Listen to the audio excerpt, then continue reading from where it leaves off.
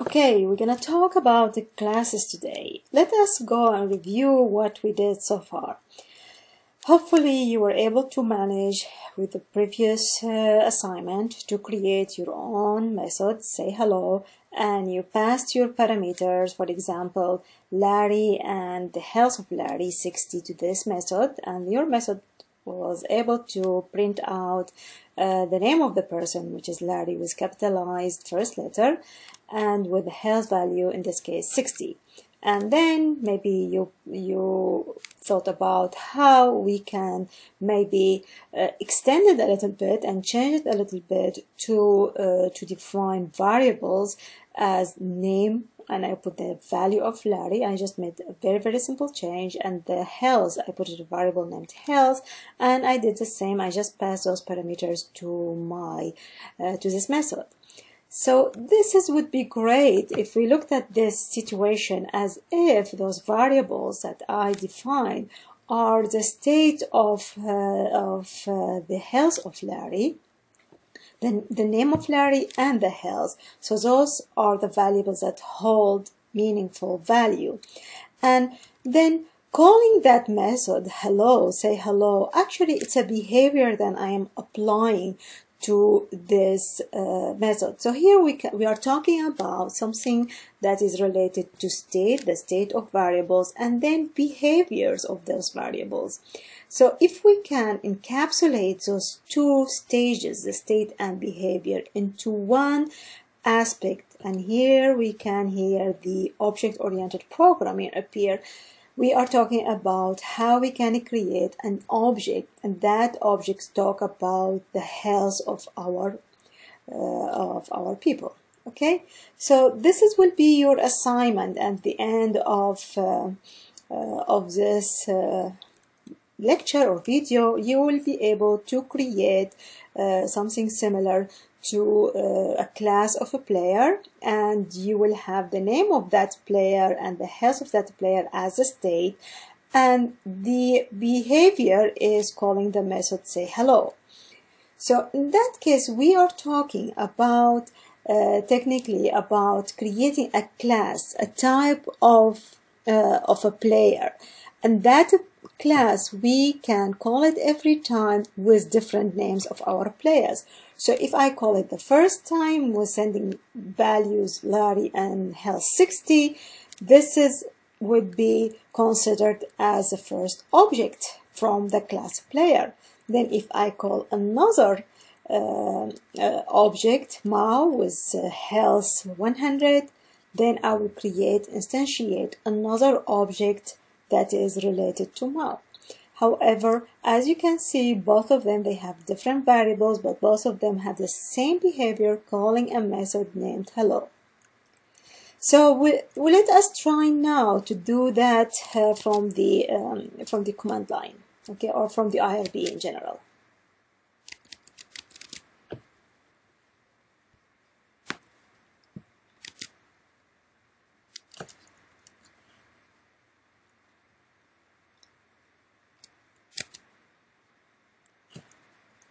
Make sure the screen is available for you to watch at the same time.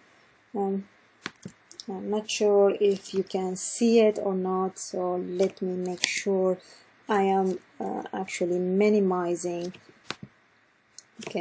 my PowerPoint presentation. In this case, I will not miss the second screen. Okay, so now let us go here. So for that purpose, we are gonna start completely fresh, and in my case, I'm gonna create for you the whole concept and just remind you a little bit maybe first how the concept of calling a method works. So let me first, I am in the IRB, so let me exit just and clear, okay, and let me maximize a little bit. Okay, so let me call the IRB, the interactive interface for Ruby, and from there let me define, we saw before how we can define strings. Let me say greeting equal hello. So if you remember, in this way we are assigning a value hello as a string to a variable named greeting, and that variable will be of type string. So if I call, for example, greeting and ask for what type of class this greeting, will tell me it is a string. There is a different way of assigning the value hello to greeting by calling a method named new. So instead of the previous method we used before, let me call greeting equal to a string, since we know which type of class built in Ruby, and I'm gonna say create a new value, which is a greeting, which is an object here that comes from a class named string, and assign to it hello. And you would see this is exactly the same, rather than we are calling directly the class and we assigning this class to an object named greeting.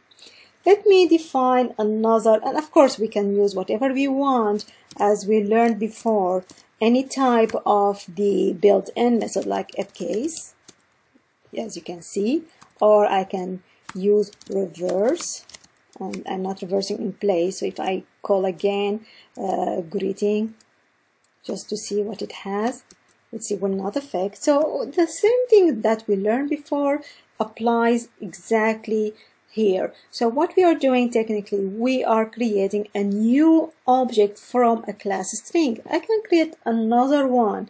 Let's say farewell equal to string, and you have to have the S capitalized, remember, dot give, I'm asking for the method new, and I'm saying assign the value goodbye. Okay, and now so I have another object, another variable named farewell, and this object has a value of goodbye. Just to assure you that those two totally different locations in the memory, I can call, if you remember, the object ID. So let me call on greetings object ID. As you can see, it has a number. How about doing the same with the second variable? You will see there is a difference between both. So each one is allocated in a specific place in the memory, specialized for that number. So as I showed you here, we can define an object, we can use the built-in library. For example, the other built-in library we were familiar with was the time. So I can do exactly the same. Current time equal to, let's say, time dot new. So here I am creating an object named current time, and I'm instantiating this object by calling a class named time and calling the method new. I can ask the current time, for example, maybe I will ask about the second. If you remember this method, I can call the second on it. I can ask if it's Monday. False. Today is Sunday actually, so let me ask if it's Sunday. It's true. So what we learned so far is that we can actually, so let us do some kind of recap here. So technically we can create a class from, we can create an object from a class already exists, like the string. We assigning that has a variables or characters, and assigning the value, for example, hello, to that new method. And we can apply any method associated with strings, such as reverse and uppercase. I can create another object named farewell, and I can assign to it another string, and of course I can call behavior on that object, such as methods, instant methods, reverse, and uppercase.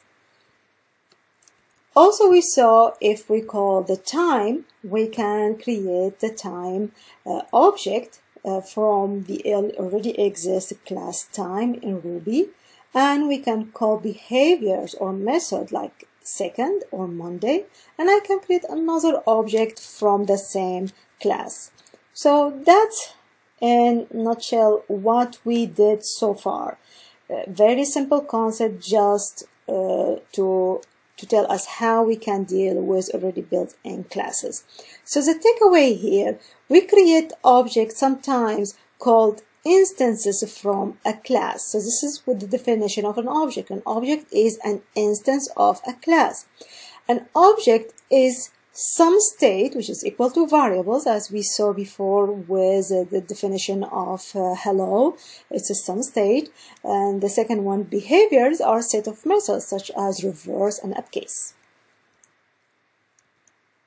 Now, so in general, state plus behavior will equal creating an object. That's the definition of an object, and this is how object-oriented programming comes to place in your code. Now you might ask, okay, when would I know that I will have to create a class for my program? So this will be the design of object-oriented programming. You define the things that your program is going to deal with, and you will find some type of reputation maybe in your program, and you would like to create some global view for your object to deal with. So you can define class to create these objects. So let us return to our movie example and start maybe try to do some types of programming and see how we can deal with it. So let me go back to the TextMate and let me open one of my previous examples. Okay. Our previous code that we did was only with using methods. I can go over it very quickly. So maybe I will write it. Define. We stopped in that section. We defined a method, current time, if you remember. We defined time in new. And then I called a method named the string formatting time that will give me the day. If it is weekdays, will tell me. Okay. And I ended this method. Then I defined somehow a movie listing in which I send title and rank, and I get a default value equal to 0. And then what I did, I took those values, the title and rank. So this would be weekday dot uppercase.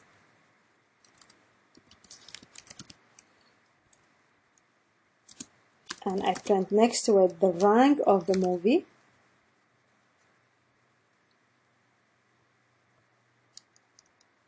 I call it okay, the return value, and the title maybe just the rank in this case. So here I'm taking not the weekdays, I am taking the title actually. Okay.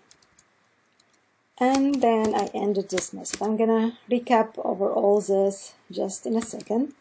How would I call this method? Just by the name, movie listing, and then I send the name of the movie, Goonies, the first one was, and the rank of the movie, which is 10. Then I repeated this for 3 movies. First Goonies, the second one is Ghostbuster. Okay, and I give it a rank of 9. and the last one was Goldfinger, and I didn't give it any rank. Okay, so let us try to run it and see if it's gonna work. Okay, that's it. So what we did in our main program, we called I called here the method movie listing, and in movie listing I am sending Goonies and I am sending 10 as a rank. Then I called again and it goes here and it returned the value, which is the string value. It should capitalize the whole, the uppercase, actually not capitalize, uppercase the movie, and print next to it the rank 10 with puts. The same for the second one. The third one is what's supposed to be done. Okay, so let me go back here.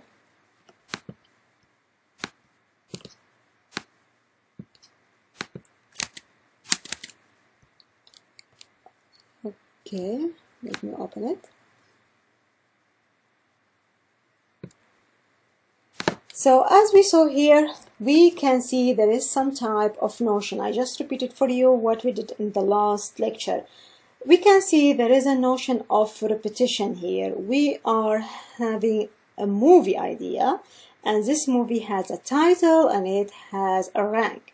So somehow I should think about it that I have a class. I should define this class will be movie class, and this class will take two variables. One of them is the title and the second one is the rank. So that seems to me it is obvious that somehow we need something to represent our movies. So we need a movie object, that in short. So we have to create a new code, and that code will help us in defining a class. So instead of all this code that we did here, let me take it off and let me create a class. How can I define a class in Ruby? Very simple, with a keyword class and the name of the movie. And always it is capital, the first letter of your class. And the time being, I'm just going to define an empty class just to show you how we can use it. This is a class. If I want to create a movie one, a variable from this class, I only have to say from the movie class new. So create a new object named movie one that is from a template named movie. That's a very simple concept. So let me try to see what's going to happen when I do this. Of course, there is no print out, but there is no error. How about if I printed out the value of movie one, just to know if I can hold really what's happening inside that variable. As you can see, Ruby tries its best to print out a string for us. And as you can see here, the string is a class named movie and it has a bunch of numbers. So technically what it did, it printed the location of that object, but this is not helpful for us because all what we need is really to print the name of the movie and the rank. So we're gonna walk our way through this. However, if I want to see what kind of object ID this variable has, I can easily print it out. So this is the memory location of that specific, or the ID of that specific object. And if you create another movie, you will see that you will get another definition, another ID number. So let me Ctrl+C, Ctrl+V, and let me have another movie, and let me see if there's a difference. Sure enough, totally different object IDs. So far we were able somehow to define our class, but we have to run through more important issues. So let me work through sending parameters to my movie. I know my movie that's gonna have a name, Goonies, and a rank, 10. The second movie would be Ghostbusters. Will have a rank of 9. So let me see what will happen if I run. As you can see, it gives me an error, and this error related to no argument between parentheses. My movie doesn't understand those. This class doesn't understand the arguments. However, if you look here, you will see that yes, I am calling a method new, but it refers at an error about method initialize. It turns out that Ruby, when it does create a movie, create an object, it calls a method, an instant method called initialize. And the initialize method is important method in which you can define your local variable in. So let us fix this problem that we had here. So first, what I'm gonna do, I'm gonna create a method, initialize. Okay, and I'm gonna send title and rank to this method. And I'm gonna say, put as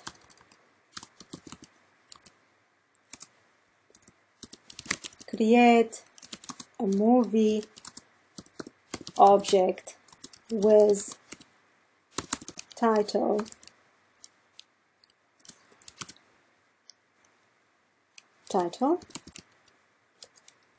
and a rank of rank. And let us see what's gonna happen now. Okay, we still have a problem. Yes, this method, it needs also to be finalized with an end. I forgot to add the end. Okay, at the end of this method, I have an end. Okay, so somehow better output. So here I am calling I am creating a new object named movie1, and this object, when it goes, actually it passes those variables. It goes directly, the new will call initialize, and initialize will pass goonies to the title and 10 to the rank. And inside this method is going to print the output, which is the value of those variables. So now we know that our object is working and it's initializing very well. However, as you can see, we were able to somehow to define these variables. However, how about the behavior of our object? How can we define a method that can do the printing instead of adding the printing inside the initialization? So let me define something new. Okay, so from here, I'm gonna create a new method. I will name it listing. Okay, and the purpose of this method is to do the printing for me, actually. So I will take off the printing from here, and I'm gonna ask this method to do the printing. Okay, put the movie object, the title, and etc. And I have to not forget the end of this method. So let me try again. I have missing here quotation, and let me do it in a way that I want to call this method to do the job. So I really don't want to print inside my method. I would like to, from movie1, let me put it here. So after I create the movie1, I would like to call a method which is listing, and the purpose of method to print for me the movie title and the rank, what it's supposed to be doing here. So when I am calling this, we'll return a string, which is the whole string that we saw here. This string, I would like to print it out. So this is the return value of this method. Let us try it and see what's going to happen. I am getting an error. It says undefined local variable or method title for the following object. So that means my method listing didn't recognize the value title or the value rank. So what happened here, when I am creating a new object and passing those parameters through the local variable title or rank, the initializing worked fine and it does its work, but the problem is after it passes those parameters value evaporate completely. I didn't save them in any local place inside my class. To solve this problem, I need to create a local variables inside the initialization to save those variables to be used all over the time the object is available. And the way you create those local variables is by assigning the at in front of them. So I have at title, and it doesn't have to be the same name, equal to title, and at rank equal to rank, and I can change the name. It doesn't have to be maybe the title and the rank. So I am saving the value of the title inside this variable. I am saving the value of rank inside this variable, and will be available for me all the time. So I'm going to change this value and set the title now to the title. And as I said, you can keep it with the same name, it doesn't matter. And don't forget the at in front of it, that this is a local instance. This is an instance variable inside my class. I'm going to run it, and as you can see, it worked fine now. So now my instant method, this is named instant method that I created inside my class movie. It recognized the variable, the instant variable at title and the instant variable at rank. Of course, I can do the same with my second movie. As you can see, just changing one number, I am printing a complete different sentence. The Goonies, Ghostbusters, the rank 10, the rank 9. Completely. This is a way that you have to deal in general to have an efficient program. Now, how about if I would like, since my movie is doing the printing, how about if I technically ask my movie to print the value for me? Okay, so how about if I want the object to do the job? Like, why not if I just take off the listing method, my object will go and print. Let me try it and see what's going to happen. As you can see, what Ruby does is printing for me the ID of that object movie. So it would be a great idea if I can somehow change the printing value of my object. And this is, we saw it before somehow when we started with Ruby, when we wanted to print something to string or to convert number to string, we use the method to_s. So instead of having this function listing, I'm gonna use the built-in known function to_s, and in this way, when I am using the puts, it knows that it's gonna call a string, the value would be string, so this is the value that will be called. So let me try it. As you can see, it worked totally fine. So this is a way that is somehow named don't ask the object for its state, tell the object what to do, that we are trying to have a way to actually to change the way of the object is working the same way as any built-in class in Ruby. What else? Let me say I would like to add more methods to my class. We saw so far we initialized our variables.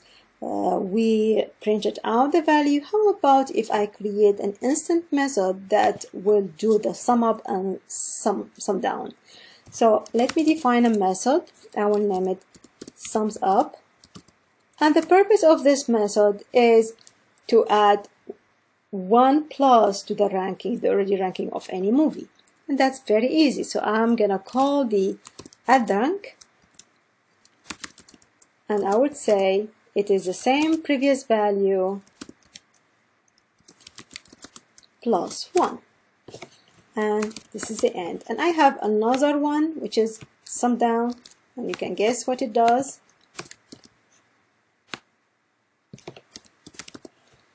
And this is would take of 1.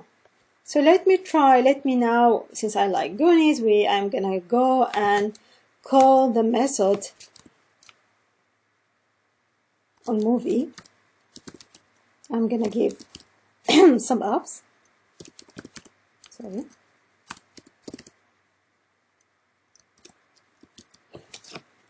To movie 1, and let me give to movie 2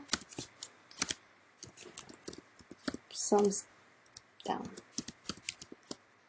Now, if you would like to print this before and after just to see the changes that happen, so I'm printing before giving a thumbs up and after, before giving a thumbs down and after. So let me run and see if it's gonna work fine. So as you can see, yes, movie 2, movie 2, movie 2.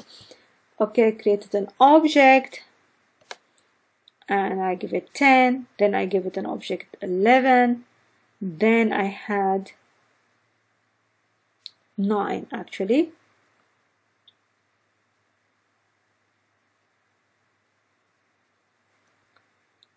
And define method thumbs down. Okay, I misspelled this. It has 2. Okay, now it's right. So I'm giving it plus. This is another mistake. I should give, as you remember, minus. That's it. So it's working fine. It's good to try it before you say your project is done. So it's working completely fine. And we can also, by the way, have a shortcut instead of repeating the name of the value of the variable. We can use, as any other languages uses this shortcut for minus and plus, and you will get the same results. So as you can see, that's very easy, very convenient. We learned many things. So let us do some kind of recap. Okay.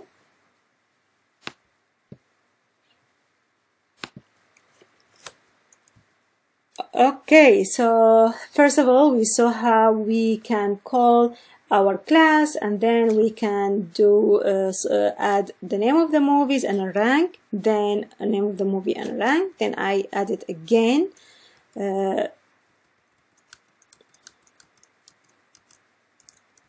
Okay, then I called it on one more time, so Goonies became 9.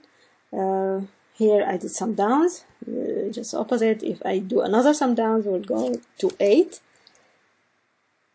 If I start with Ghostbuster 9, and then if I call the Ghostbuster up, we'll have first time would be 10, the second time would be 11.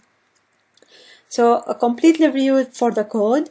We started by defining the variables of our class by using instant variables. Those instant variables saved in our initialize instant method, and in our case we had 2 variables, the title and the rank. Then we defined the behavior which expressed as instance method. We define 3 methods. The first one, which is familiar with other type of classes built in Ruby, which is 2s. So we overwrote what is inside 2s. In this case, we are writing the title has a rank of the value of the rank. Then we had the sum ups method and the second sum ups down.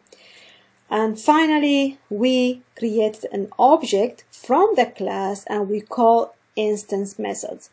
First of all, with a new, I am creating an instance named movie from the class movie, and I send the parameters Goonies and 10. Goonies will be held at place named at title.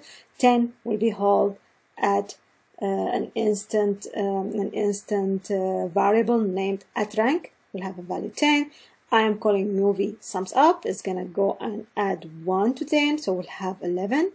Sums up again, I will have it 12. Then sums down, I will have it 10. Then I'm saying print it, so we'll print for me the value, which is we'll call 2s. We'll print the title of the movie, so I will have Goonie has a rank of 11. So that's it. You go ahead and try to do the same with your exercise.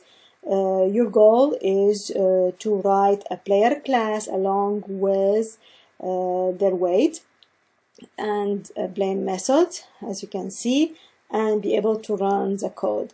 Also, you will have a detailed information about what you have to do inside your Blackboard. Okay, so good luck with it, and please do step by step in your exercise whatever you have been asked to do.